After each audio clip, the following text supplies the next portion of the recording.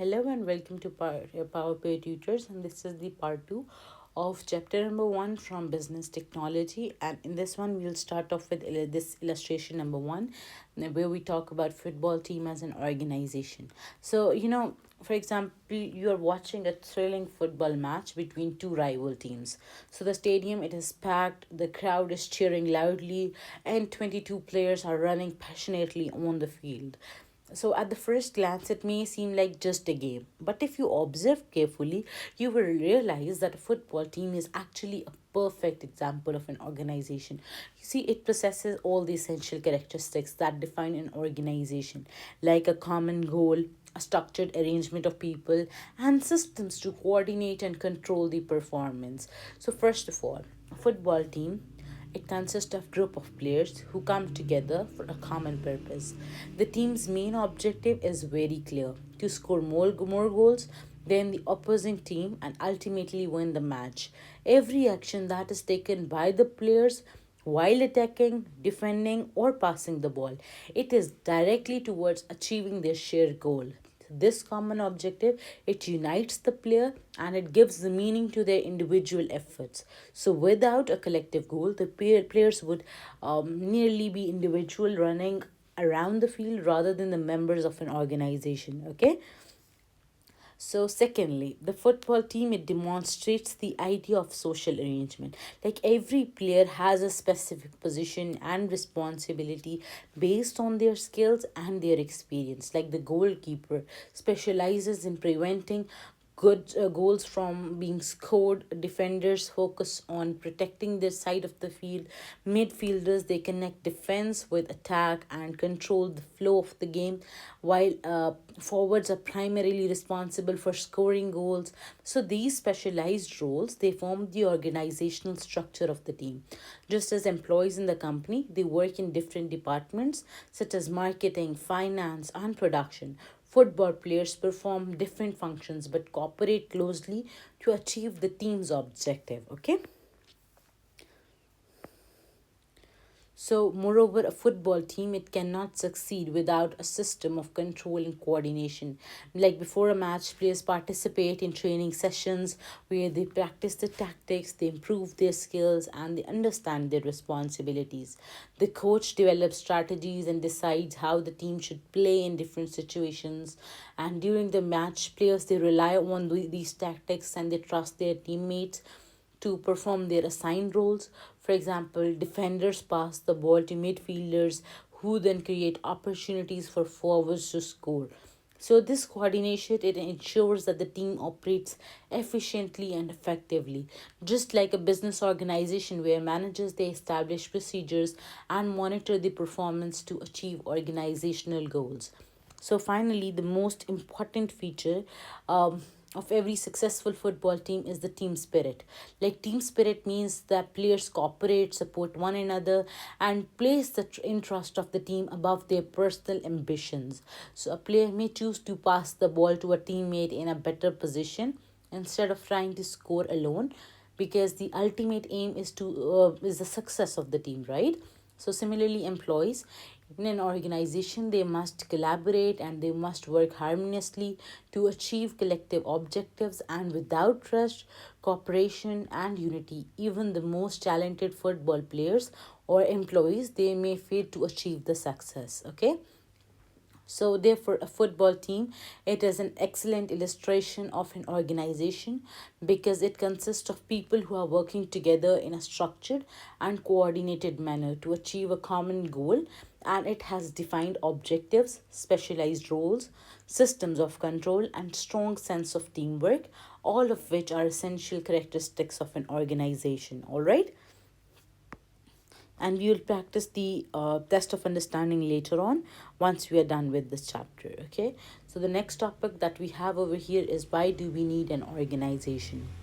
So for example, thing like you are stranded on an island and you're asked to build a house, grow food, generate electricity, make clothes, and protect yourself from danger all by yourself.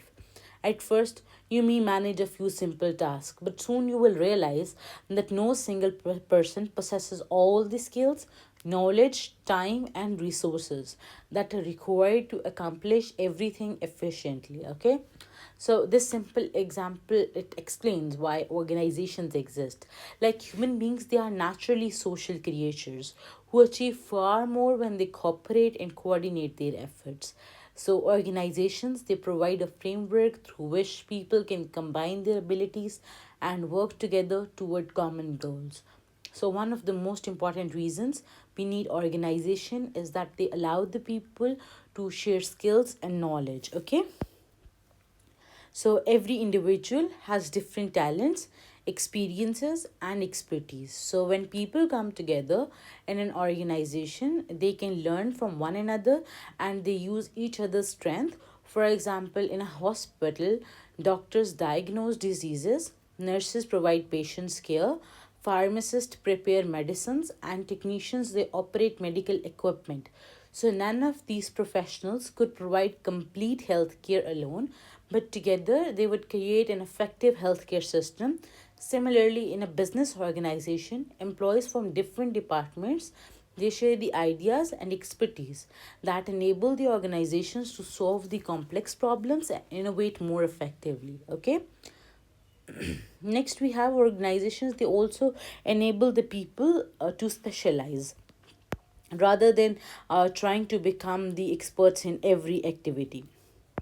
So individuals, they can focus on specific area and develop a high level of skill and efficiency. So for example, there is a car manufacturing company, so engineers, they design the vehicle, procurement specialists, they purchase the raw material, assembly workers, they would build the car, and marketers would promote it, and accountants, they manage finances. So if one person attempted to perform all these tasks, production would be slow and the quality would suffer.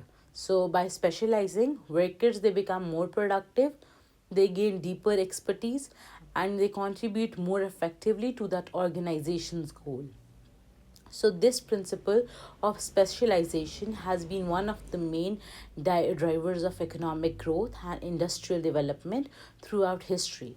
So, another important reason for organizations is that they allow the people to pool the resources. Okay, so resources, they include money, time, equipment, technology, and human efforts. So individually, people, they often have limited resources, but by combining them, they can undertake projects that would otherwise be impossible. For example, constructing a hospital, launching an airline, or developing advanced softwares now requires enormous investment and the efforts of many people. So through organizations, resources are gathered and allocated efficiently, so allowing large scale activities to be carried out successfully. So the combined effect of sharing skills, specialize, and pool resources, they are both, they all of the three, they create what is known as synergy. So synergy means the combined efforts of a group produce results that are greater than the sum of what individuals could achieve separately. So in simple words, the whole is greater than the sum of its parts. So a football team, it illustrates this perfectly. 11 talented people acting individually, they may perform well, but when they cooperate, they follow strategies, and they support one another, they become a powerful team that is capable of achieving extraordinary results.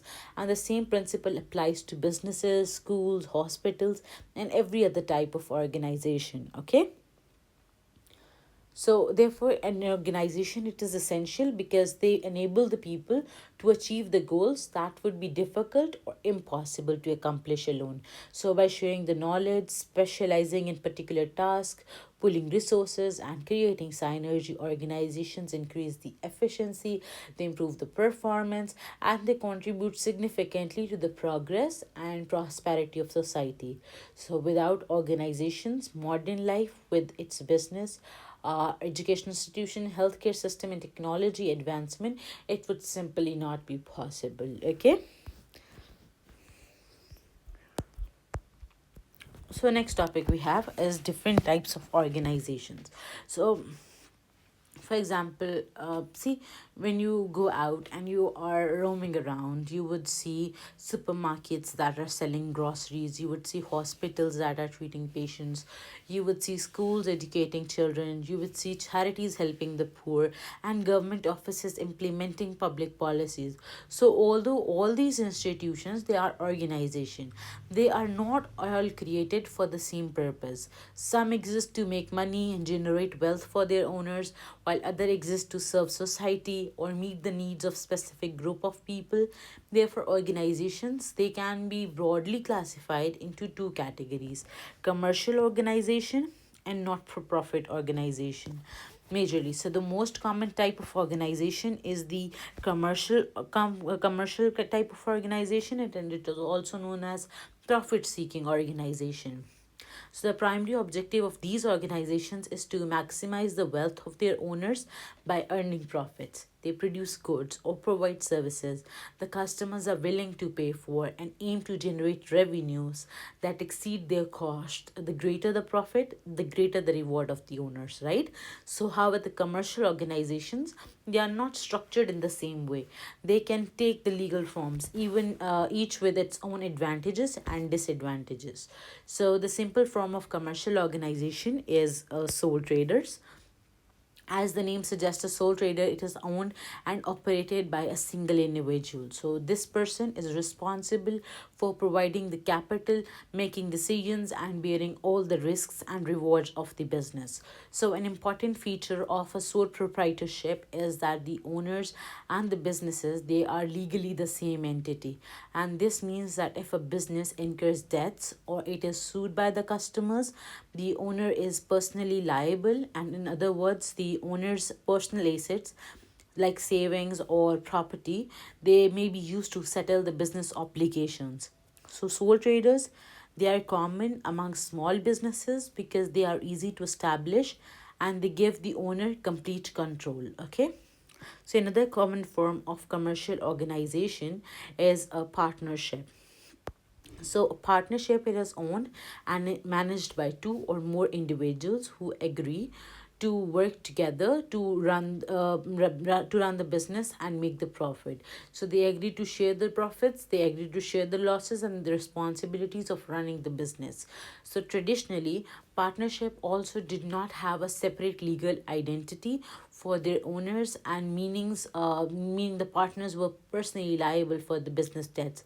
However, many countries, they now allow limited liability partnership, where the partnership is treated as separate legal identity. So it in an limited liability partnership, the liability of each partner is limited to the amount they have invested in the business. So partnerships are popular because they allow owners to pool their resources, skills, and expertise, making it easier to manage larger or more complex businesses. Okay. So the third and perhaps most important form of commercial organization is limited liability company. And unlike sole traders and traditional partnerships, a company, it is already recognized by law as a separate legal entity that is distinct from its owners, who are known as shareholders. And this means the company itself can own property, enter contracts, sue others, and be sued. So, most importantly, shareholders, they enjoy limited liability, which means that they can lose only the amount they have invested in the company, and they are generally not personally responsible for its debts. So, this protection, it encourages people to invest in business without risking all their personal wealth. Okay. So, in the United Kingdom and many other countries, there are two main types of limited companies: private limited company and public limited companies. So, a private limited company, it is usually smaller and it is owned by limited number of shareholders, such as family members, or close associates, so its shares cannot be offered to the general public. In contrast, a public limited company, it can sell its shares to the public through stock exchange, allowing millions of investors to become shareholders.